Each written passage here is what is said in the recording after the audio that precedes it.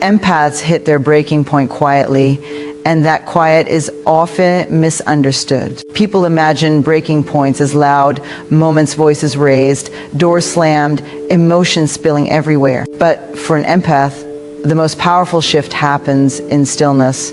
It's not a dramatic scene, it's an internal click, a realization, a moment when their heart, which has stretched itself 1,000 times, simply refuses to stretch any further. For so long, empaths try to see the best in others. They give benefit of the doubt, they listen, they absorb, they try to become the bridge, the glue, the peacekeeper. They forgive even when they're hurting, and they rationalize behavior that makes no sense except through the lens of compassion. But compassion has limits when it becomes self-sacrifice. And every empath eventually reaches a point where their nervous system whispers a truth they can no longer ignore. You cannot keep setting yourself on fire to keep someone else warm. The quiet breaking point is born out of exhaustion, not the kind a nap can fix, but the kind that comes from being emotionally overextended for too long. It's the fatigue of carrying conversations that go nowhere, of trying to explain feelings to someone who is committed to misunderstanding them, of being present for a person who is never present for them. It's the ache of showing up again and again, hoping this time will be different, only to be met with the same cycle of manipulation, denial, or dismissal. And so the empath shuts down their emotional faucet, not dramatically, not spitefully, simply because it's the only way to stop the slow leak of their energy. They withdraw not to punish, but to protect. Their silence isn't cold, it's sacred. It's the space where they relearn the shape of their own thought and feelings without someone else's judgments echoing inside them. It's the moment they reclaim their inner landscape and decide who gets access to it. This quiet breaking point often looks like small behavioral shifts. The empath stops over-explaining, stops apologizing for things that were never their fault, stops stepping into emotional battles they were never meant to fight. They start listening to their intuition more than the excuses of the person who has been draining them. They begin to choose peace instead of chaos, clarity instead of confusion, and boundaries instead of bending. People around them may notice the change but not understand it. They might say the empath has become distant or different, and they're right. But it's not distance, it's self-respect. It's not change, it's alignment. The empath is finally choosing themselves, and because this shift happens in silence, it carries a different kind of power. It's not loud enough to scare the room, but it's strong enough to transform their entire life. What makes this quiet breaking point so profound is that it marks the first moment. An empath stops caring about being understood and starts caring about being safe. They stop trying to fix someone who thrives on chaos and start nurturing the part of themselves that has been whispering, "This is too much." For the first time, they listen. And that single act, listening to their own pain instead of someone else's demands, is the moment everything changes. They stop explaining themselves when they've reached the point where every explanation feels like a performance rather than a conversation. Empaths often grow up believing that clarity creates connection, that if they can just express themselves gently enough, honestly enough, or compassionately enough, the other person will finally understand. But with narcissistic people, explanations don't lead to understanding. They lead to more confusion, more twisting, more emotional labor. Over time, the empath realizes that every explanation becomes an invitation for the narcissist to argue, deny, deflect, or reshape the narrative. And something inside them slowly breaks the cycle. At first, the empath keeps trying. They repeat themselves in different tones. They use examples. They choose their words carefully. They check their own intentions, their own emotions, their own motives. They try to make sure they're not being unfair or unreasonable. They believe that if they can just find the right way to say it, the other person will finally meet them halfway. But that day never comes, and eventually the empath recognizes the pattern. It's not that the narcissist doesn't understand, it's that they don't want to. This realization changes everything. The empath begins to feel the weight of every unnecessary explanation they've given. The exhaustion of trying to justify basic needs, the frustration of defending feelings that are valid, the emotional drain of constantly proving they're not overreacting, not imagining things, not being dramatic. They start to see how much energy they've poured into conversations that go in circles, loops, and dead ends. And with that awareness comes an internal shift. When the empath stops explaining themselves, it's not an act of defiance, it's an act of liberation. It's the moment they reorder the rules of engagement. Instead of offering explanations, they offer boundaries. Instead of justifying their choices, they simply make them. Instead of trying to convince someone to respect them, they begin to respect themselves enough to stop talking to a brick wall. Their silence isn't passive. It's intentional. It protects their emotional clarity from someone who feeds on confusion. This new way of being often feels uncomfortable at first. Empaths are trained to soothe tension and resolve conflict, and stepping back from explanation feels like breaking a lifelong habit. They may worry that they're being cold or unfair. They might feel guilty for not softening the edges of their truth. But with time, they discover that withholding explanations doesn't create conflict, it reveals it. It shows how much of the peace they were maintaining was actually built on their constant emotional labor.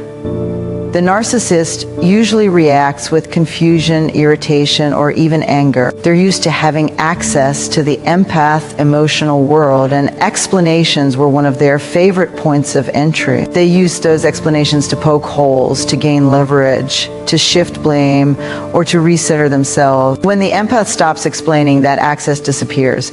The narcissist can no longer distort what isn't spoken. What remains is clarity. The empath learns that no is a complete sentence. I'm not comfortable with that doesn't require a thesis. This doesn't work for me doesn't need justification. They discover that boundaries don't need to be explained to be honored. They need to be maintained to be effective. And with every moment they choose simplicity over self-defense, they reclaim a piece of the self they once gave away in the name of understanding. Radical self-respect takes over when an empath finally realizes that their well-being is not negotiable. For so long, they've operated from a place of deep compassion, giving others the benefit of the doubt, softening their boundaries, and stretching themselves to accommodate the emotional needs of people who rarely reciprocate. They've been the ones who bend so things don't break, who compromise so others don't feel discomfort, who stay quiet so conflict doesn't explode. But there comes a moment when that inner voice, the one they've ignored for too long, gets louder than the chaos around them. And in that moment, something shifts. Radical self-respect is not anger. It's not revenge. It's not an attempt to prove anything. It's clarity. It's the recognition that caring for yourself is not selfish, it's essential. Empaths often confuse kindness with self-abandonment. They mistake endurance for loyalty. They think being loving means being endlessly available. But when they've been drained, dismissed, or devalued enough times, the truth becomes impossible to avoid. Compassion with boundaries becomes self-destruction. And that's when self-respect steps in and rewrites the rules. This transformation shows up in subtle but powerful ways. The empath stops accepting treatment that diminishes them. They stop trying to earn worthiness through giving. They stop making their value dependent on how much they can tolerate. Instead of asking, how can I make this work? They start asking, does this honor who I am? That single shift breaks patterns they've been trapped in for years. They begin to choose environments, conversations, and relationships that support their peace instead of draining it. They start prioritizing their emotional safety with the same intensity they once cared for others. Radical self-respect also means giving themselves permission to take up space, to have needs, preferences, feelings, and limits without apology. It means no longer shrinking to avoid judgment or criticism. It means trusting their own perceptions even when someone else insists they're wrong. It means believing their pain instead of minimizing it for the comfort of others. For the first time, the empath is no longer negotiating with themselves about whether they deserve better. They know they do. This shift often surprises the narcissistic people in their life. They're accustomed to having influence over the empath's emotions, decisions, and reactions. They rely on the empath's tendency to soothe conflicts, defer to others, and question their own instincts. But when radical self-respect takes over, that access is revoked. The empath no longer tolerates manipulation disguised as affection, guilt disguised as concern, or control disguised as love. They stop participating in dynamics that require them to betray themselves. While this new sense of self-respect may feel unfamiliar, even a little scary, it also feels grounding. It reconnects the empath to parts of themselves they didn't realize they had lost: their voice, their intuition, their boundaries, their courage. They discover strength in saying no, wisdom in stepping back, and freedom in choosing themselves. Radical self-respect doesn't make them harder, it makes them clearer. It doesn't make them unkind, it makes them discerning. It doesn't dull their empathy, it balances it. In this new space, the empath finally realizes that honoring themselves is the most powerful form of healing they will ever experience. They stop trying to earn love through sacrifice and start giving themselves the respect they once gave away too freely. They detach emotionally when the cost of staying connected becomes too heavy for their spirit to carry. Empaths are wired to feel deeply, to sense subtle shifts in tone, to absorb emotions without trying. It's what makes them nurturing, understanding, and resilient. But it's also what makes them vulnerable to people who take more than they give, people who turn emotional connection into a one-sided contract. Over time, the empath begins to notice that every interaction feels like stepping into a storm without an umbrella. Every conversation becomes a battlefield where their feelings are dismissed, twisted, or weaponized. And slowly, almost imperceptibly, something inside them begins to shut down. Emotional detachment doesn't start with anger. It starts with disappointment that keeps stacking up. It starts with promises that were never kept, apologies that were never genuine, and moments where the empath's heart felt stretched thin. They begin to see how cycling through the same arguments, the same manipulation, the same emotional roller coaster leaves them exhausted. They realize they cannot keep pouring themselves into a relationship that keeps draining them dry. So they begin to pull back, not out of spite, but out of self-preservation. At first, this detachment feels like silence. The empath who once responded with warmth and attentiveness starts giving shorter answers. The one who once felt every emotional ripple stops reacting. The person who used to anticipate others' needs stops rushing to meet them. They are not being cold. They are choosing clarity over chaos. They are finally allowing themselves to see patterns they previously overlooked because they cared too deeply to acknowledge them. This process is deeply internal. Empaths don't make grand announcements. They don't declare their distance. Instead, they shift their emotional attention inward. They begin to pay more attention to their own feelings than the moods of the narcissist. They stop searching for signs of change in someone who never intended to change. They stop taking responsibility for healing wounds they did not create. And with each quiet decision, their emotional reliance on the narcissist weakens. To the outside world, this detachment may appear sudden, but to the empath, it's been a long time coming. It happens the moment they realize that empathy does not require them to expose themselves to harm. It happens when they finally acknowledge the difference between being understanding and being used. It happens when they accept that loving someone does not mean sacrificing their own emotional stability. The narcissist often reacts with disbelief, confusion, or anger because emotional access is their leverage, and suddenly it's gone. The empath is no longer triggered by guilt, no longer swayed by charm, no longer softened by apologies. Their reactions become neutral. Their emotional landscape becomes grounded. Their inner world becomes protected. The narcissist feels the distance immediately because the empath's emotional availability was their power source, and now the power is unplugged. This emotional detachment liberates the empath from the mental fog they were trapped in. They can finally see situations clearly without the cloud of manipulation or guilt. They begin to trust their intuition again, to recognize their worth, and to understand. That distance is sometimes the most powerful boundary they can create in letting go. Emotionally, the empath doesn't lose their sensitivity, they reclaim it. They redirect it toward healing, toward self-respect, towards spaces and people who truly value them, their heart becomes quieter, steadier, and stronger, no longer shaped by the chaos of someone else's demands, but by the clarity of their own truth. They replace people-pleasing with accountability when they finally recognize that constantly smoothing things over has only taught others that the empath will carry the emotional burden for everyone. Empaths often believe that harmony is their responsibility, that if they can keep everyone calm, happy, and comfortable, then the relationship will stay intact. They learn to anticipate needs before they're spoken, to apologize first, to soften their tone even when they're the ones hurting. This instinct comes from a good place,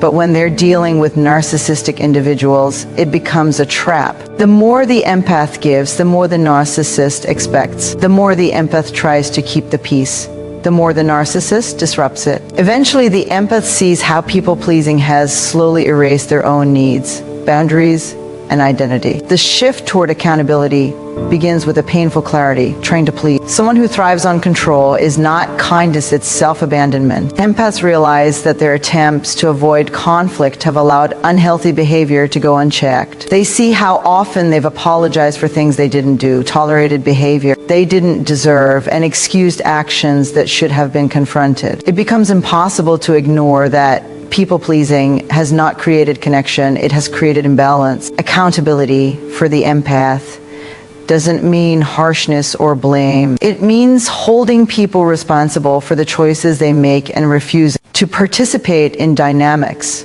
where one person holds all the power. It means saying, this behavior is not acceptable, instead of silently absorbing the hurt. It means letting the consequences of someone's actions fall on them rather than cushioning the impact. This change often surprises the narcissist, who is used to the empath stepping in to fix, soothe, or rescue. When the empath no longer does that, the narcissist loses a major source of control. This new approach shows up in small but powerful ways. The empath stops explaining away the narcissist's behavior to themselves or others. They stop covering for their mistakes or protecting them from embarrassment. If the narcissist lies, manipulates, or lashes out, the empath no longer rushes to help repair the damage. They step back and let the situation unfold naturally. This is accountability, not punishment, but truth with boundaries. Replacing people-pleasing also means the empath becomes more honest. They start saying what they feel instead of what they think will keep the peace. They set expectations clearly. They hold themselves to a standard of authenticity rather than convenience. They no longer agree to things they resent later. They no longer say it's fine when it's not. They no longer shrink themselves to avoid making someone uncomfortable. Instead, they speak with clarity, and that clarity becomes a filter for healthier relationships. The narcissist often reacts strongly to this shift because accountability exposes what manipulation tries to hide. When the empath stops cushioning every blow, the narcissist is forced to face themselves. They may blame, criticize, or attempt to guilt the empath into returning to old patterns. But once the empath has tasted the freedom that comes from honesty and boundaries, they don't go back. In this phase, the empath finally understands that real love, real connection, and real healing cannot grow where there's no accountability. They stop choosing peace at the cost of their integrity and start choosing truth even when it feels uncomfortable. And with that choice, they reclaim their voice, their strength, and the parts of themselves they once silenced in the name of keeping others happy. They prioritize healing, not winning, when they finally understand that trying to win against a narcissist is like entering a rigged game. The rules shift constantly, the goalposts move, and the truth becomes whatever benefits the other person in that moment. Empaths, by nature, believe that if they just communicate clearly enough or love deeply enough, a breakthrough will happen. But there comes a moment when they see that arguing, proving, defending, or trying to win the emotional battle only drains them. They realize that the real victory isn't in getting the narcissist to admit anything. It's in reclaiming their peace, their clarity, and their sense of self. Healing becomes their priority when they recognize how much of their energy has gone into cycles that never produce change. Every debate has felt like walking through quicksand. Every attempt to gain acknowledgement has turned into another swirl of confusion. Every emotional investment has returned empty. Instead of continuing this exhausting loop, the empath chooses to step off the battlefield completely. They discover that walking away from chaos is not surrender, it's wisdom. It's choosing their mental health over a conversation that will never be fair. Focusing on healing means the empath no longer needs the narcissist to validate their experience. They stop searching for apologies that won't come. They stop waiting for accountability that will never be offered. They stop hoping for empathy from someone who sees vulnerability as an opportunity rather than an invitation. Instead, they turn inward. They begin tending to the wounds created by constant gaslighting, criticism, and emotional neglect. They start acknowledging the truth of what they felt rather than the version they were told to believe. This shift is powerful because healing requires honesty, something narcissistic dynamics never allow. The empath begins to separate fact from manipulation.